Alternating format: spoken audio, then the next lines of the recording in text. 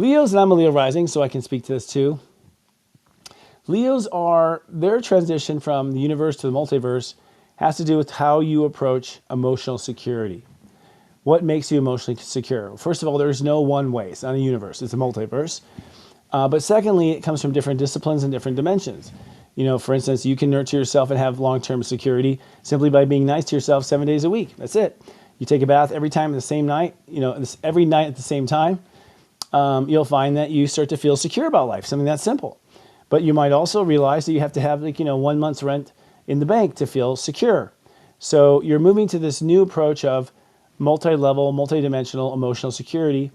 And in most cases, I think it means that you are no longer relying on public opinion, which is a huge thing that Leos have done in the past for their emotional security. The public likes them, then they feel secure. Public doesn't like them, they don't feel secure. That's why we've had really Leos become show-offs over the years, because they just wanted the public to like them, because ultimately that was their emotional security, right?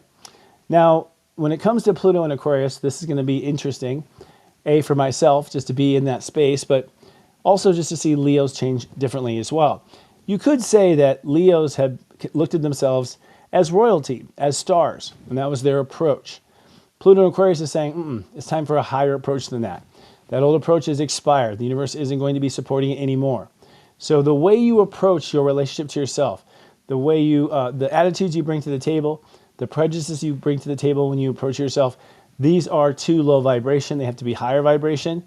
If you don't know the difference between higher and lower, it's more loving and less loving. So the more loving your approach to yourself, the higher vibration you are to yourself, the more critical you are yourself, the more you pull yourself down into low vibration, right? So that's Pluto in Aquarius, and we'll see what happens. That will turn into, of course, relationships to everyone in the world, et cetera, over time. Now, the sun in Sagittarius is also exciting for Leos because it's time for a new story around self-love. Can you see what the universe is doing? The universe is asking you to create a new foundation for how you feel emotional security, and it's also at the same time asking for you to begin to fall in love with yourself for new reasons. So that's very exciting with the sun in Sagittarius, a new philosophy. With the earth in Gemini, it means that you have to start being a friend to yourself in the world. I think you put yourself up for things that was not very nice. Put yourself through stress that isn't necessary.